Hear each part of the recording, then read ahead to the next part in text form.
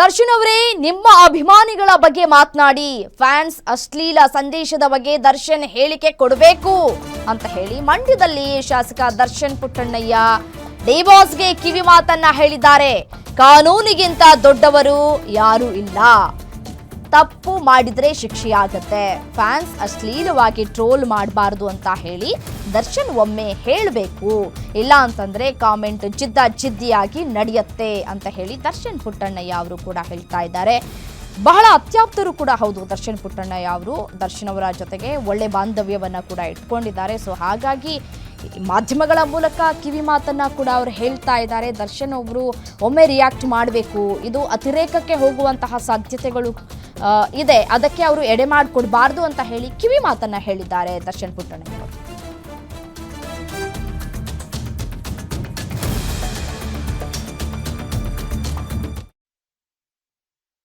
ಫಸ್ಟಿಂದಾನು ಅದೇ ಹೇಳಿರೋದು, ಇವಾಗಲೂ ಅದೇ ಹೇಳ್ತೀನಿ.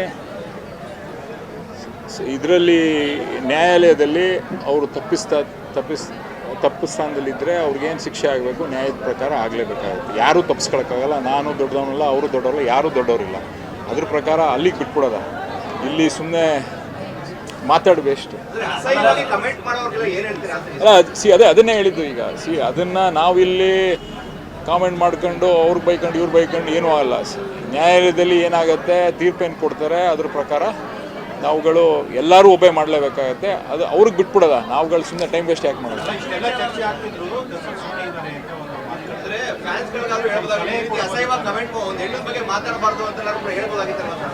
ಮಾತಾಡ್ತೀನಿ ಅವ್ರಿಗೆ.